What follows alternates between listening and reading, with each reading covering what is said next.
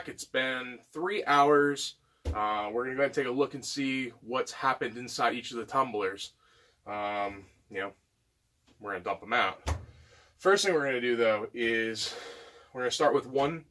Batch one was, just a quick recap, was the small stainless pieces from Southern Shine Media.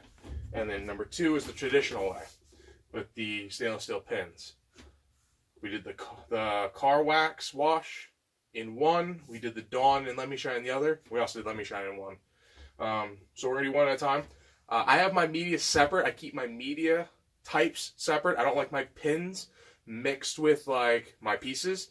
It's just too much of a pain in the ass. Like I said, I don't like the pins. So we're going to do one at a time. We'll start with batch one. I'll show you the process of what we go through to unload it, rinse it, load it again, dump it again, and then we'll get down to the final product. And then we'll do the same thing, but we'll do the same thing for batch number two. So we have batch one. We're going to pull it off. Now with the Frankfurt Arsenal wet tumbler, with these lids, they're on nice and tight. They've been suction closed. So we open it a little bit, and you got a nice pop seal. I like to go ahead and just clean the edge, make sure there's no metal pieces on the edge. We'll set this down, and these come with these little grates. This is going to help keep the brass inside and our metal chips and our liquid come out.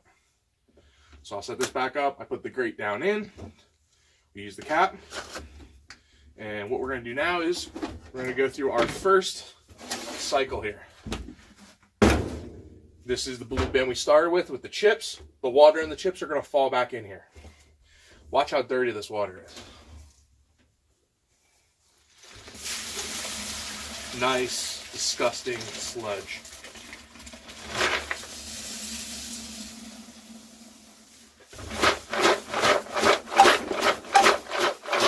And as I'm doing this, it's getting a lot lighter because the metal chips are falling out, the water is almost all out.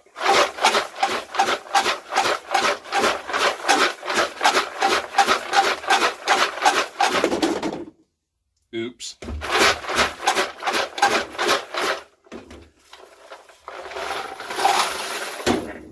So that's kind of like the first cycle we're going to do.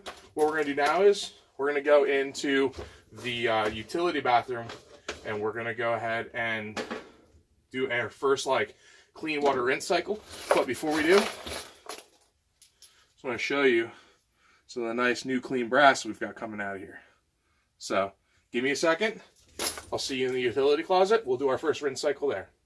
Before, when we were in here, we're going to put some water in it. Just do a quick rinse. I'm going to bring it back out and put it on the machine for a second. Let it spin a couple times. So we want cold water. Anytime we're working with wet tumbling, the finalizing processes always use cold water, not hot water.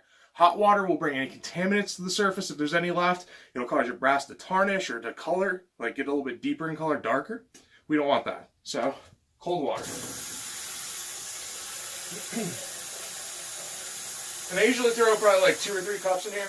Just enough. We want to get the suds out of this. We don't need to fill it up with 5 again. That's just useless. Save the water. Save the whales. I'll throw one more in here.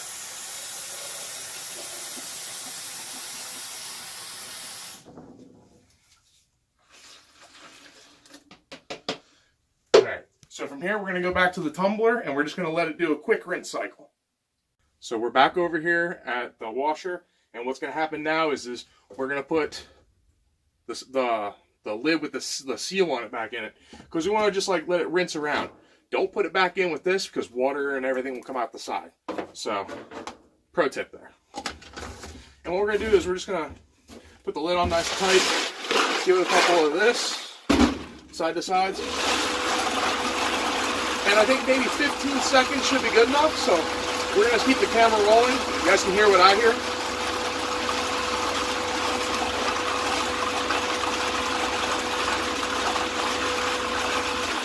All right, that should be enough. That should be all we need. So what we'll do here is we'll take it off like we've done the first round. Again, make sure you get all the metal and anything that's there down there so we have a good seal. We want to have a good seal. We got to put this on. And then in the same bucket, remember, we want to keep the chips in the chips bucket. We'll do the pins in the orange bucket, which is for the pins. It's very important unless you want to sort and mix them. I don't like that. Much cleaner water coming out of it.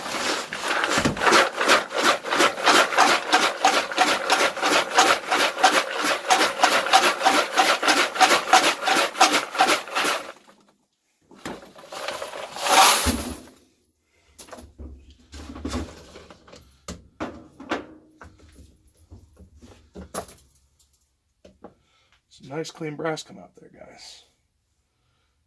Some very nice brass. So what we're going to do now is we've gone through, we've done our rinse cycle. This stuff looks pretty good. Like if I come down here and look at it, there's not a lot of soap left on it. So I'm okay with leaving this the way this is. But if you do have a little bit of soap still left in here, you can go through another rinse cycle just like we just did. And put some water in it. Put the solid lid back on it and put it on the tumbler for another 10-15 seconds, then dump it out. And that should be fine. Like I said, I'm pretty happy with this. I'm not worried about it. But what we're going to do now is we're going to go ahead and put it in my rotary dryer. I'm going to try to get as much moisture off as possible. So let's go ahead and get over to that. We're over here at the first part of my drying station. Now, what you see in front of you is like the Dillon rotary media separator. We're going to separate some of the media. I already did most of it in the bucket. But with this particular setup, my whole point here is just to let the bottleneck cases go round and round in circles to get as much water out as possible. Then we'll spin it really quick. Some water will fly everywhere. I mean, I'm in a basement, aka the dungeon. So it's not really too big of a deal. And I clean it up when we're done. But it's a good way to go ahead and get a lot of moisture off your brass so that you don't have to do the oven trick. You don't have to put it in a commercial dehydrator or a food dehydrator or whatever works for you. You could literally lay it in a towel with a fan and just keep moving the brass around for about 30-40 minutes. Up to an hour, depending on the case. 556 takes a little bit longer, I'd say, so maybe an hour, moving it every 5-10 minutes or so. And, you got brass that's pretty dry. Like, for the next step, you could either determine if we're going to process it, move on to something else, or are we going to, bundle it up and sell it, or if we're going to store it for a long time, I'd probably let it dry a little bit longer. So, Dillon case separator, we're going to go ahead and take our bin, number 1 batch. I'm just going to pour it in here nice and slow.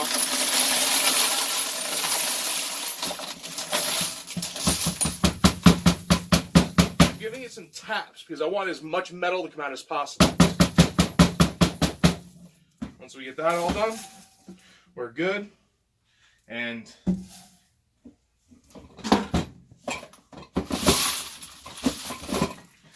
look nice and close. It's nice and clean. This is the way I like my brass, guys. So we'll put it in here, and then spin it. You can see the metal chips in the water falling, just like if you were using it for, the stainless steel pins, or if you were using it for the dry media, whatever.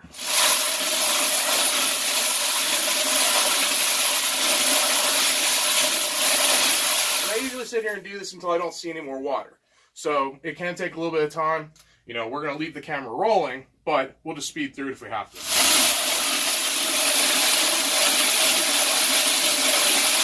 Ooh, another thing I want to mention now I think about it is, even though I have my Frankfurt Arsenal heavy-duty magnet to pick up these chips, what is very convenient about these chips is I don't really need to do that. They all fall out of the case, they fall out of the primer pockets. But when we go ahead and get over to the pins, you see we might have to use this just to double check there's no more pins left inside. So we'll just bring that out because we might need it.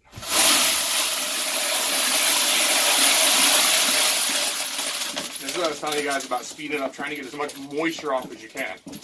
And again, if you can do it outdoors, it's probably better. But I got a cool wife, so she lets me make a mess as long as I clean up after myself.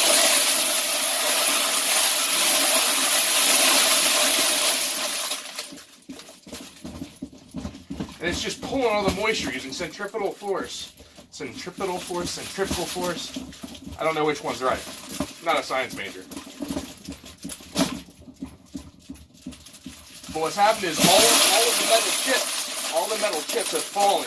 And now we're just working out through the water. We just want the water out of it. So I'm starting to get to a point where there's not much water flowing. That's good. I'll slow it down. Let the cases tip a little bit more. If there's any more water, we'll go ahead and get them out.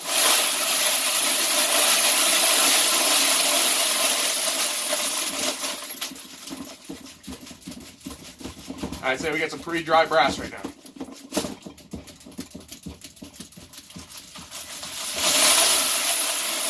Alright, so from here I'm going to go ahead and put these in a towel and show you what the finished result looks like underneath good light. Guys, we're going to pour these out here into this bin. This is not the final bin, but this is a bin that we're going to take a look at underneath the light.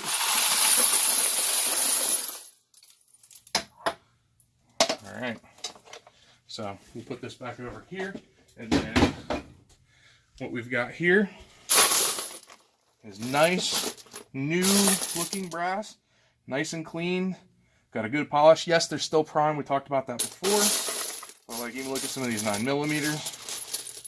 It just looks fantastic. It looks like it's never been fired. This is the way I like to do my brass. So what I'll do now is I'll take a towel, I'll put it in front of a fan, and we'll go ahead and work through it. But let's see what the other batch looks like. So now we're back over here at batch 2. We're going to run through this process again. I'll illustrate it again. Maybe I didn't explain it clear enough the first time. I don't know. We're going to see though. Number 2. We'll go ahead and take off the lid.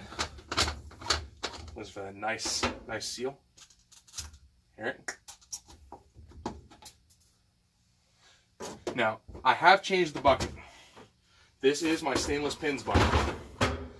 Again, I told you I don't want to mix my stainless pins with my stainless chips. Now, always want to double check to make sure there's nothing here.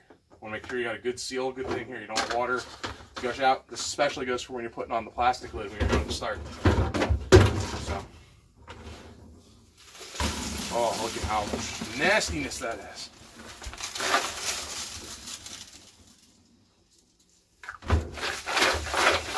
At least it's interesting. Dawn does have a good smell to it. The car wash kind of smells like a little fruity. Dawn smells exactly like Dawn would smell. Good soap.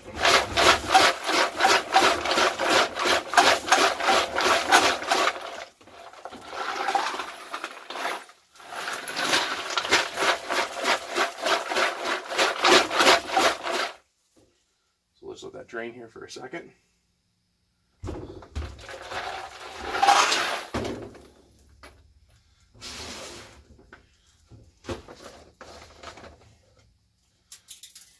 Now the pins drop everywhere. So I always like to tap both of these on the inside here because pins get everywhere. So we got some good looking brass, but we need to put it through the rinse cycle. So give me a second, let's get into the utility bathroom. All right, in the bathroom. Now, I do know with the Dawn we might have to do that second run. You saw how the brass looked from batch 1 with the car wash stuff. There wasn't any soap suds after one rinse. Well guys, we might be doing 2 or 3 on this one. That is one downside I found that I don't like, but that doesn't negate anything. Remember, that's what we're doing this for, science. I'm going to let you guys be the judge. Again, 2 or 3 cups.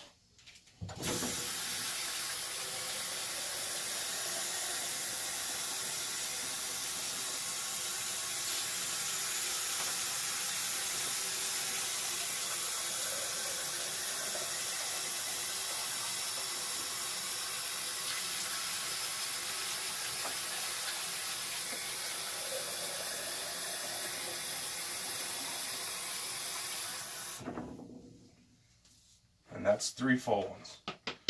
So we are back to the washer and dryer where we're going to go ahead and put this through for first rinse cycle. Alright, so we're back here at the washer and dryer. Again, going to clean off. You can hear them dropping. Their pins just get everywhere. There's no other way around it. That's why we have the magnet for the record. So make sure the seal is clean on here. Put this back on.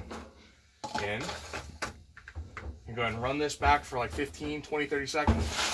Shake it up.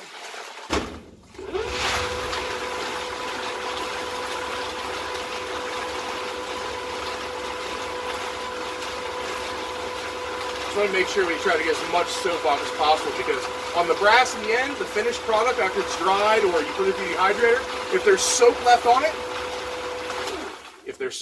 it, there'll be soap-like marks. Like they'll leave a mark on the brass, like a line, and maybe it looks like a bubble that popped or something. It doesn't look too pretty, and it kind of looks a little sloppy. So there are many people out there that are not perfectionists by any means. I try not to be a perfectionist, but when somebody asks me, hey, you know, I need some brass for blank. Let's say it's fully processed 5.56. I'm going to give them something that looks brand new. I don't want to give them something that, like, to spec might look brand new. Because, you know what they say, you know, picture's worth 1,000 words. Well, once you get in reality, if it has, like, soap scum and stuff on it kind of deal, some people, they don't like that. So we always strive for perfection. That's what I try to do here. And that's kind of helped with this video, walking you through my steps. So we've got it off.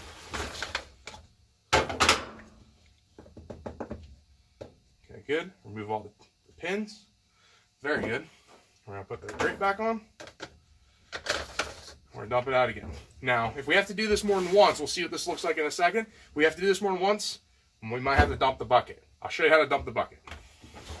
See how soapy the water is and how dark the water is still? That means we're going to do this a couple times, guys. Sorry. Oh, and another thing to note. Same brass, same batch. We didn't have to do this with the car wash. The car wash wax stuff, so.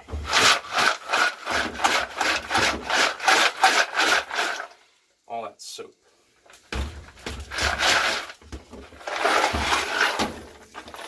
Lots of soap, guys. Lots of soap. So, like I said, we're going to have to do this again. And you can hear it falling. And tap it. Don't want to get the pins anywhere. If we do, oops. That's why we have the magnet. And back to the utility. And we're back in the utility bathroom. You know what I'm doing. No, not that.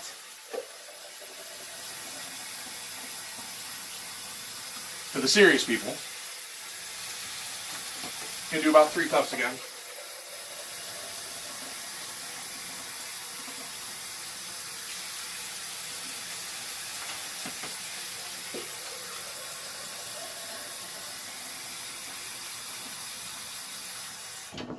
All right.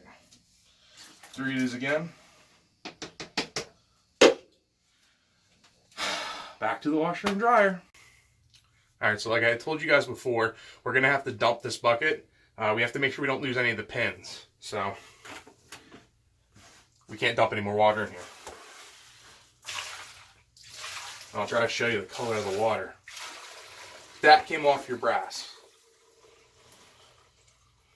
So, I'm going to step in frame. Sorry guys. I'm going to make sure we don't lose any of our pins. I'll put my hand inside to prevent the pins from coming down. And the bins are at my hand. So, just take a look at that water. Disgusting. All in the name of clean brass, ladies and gents. Clean brass it is.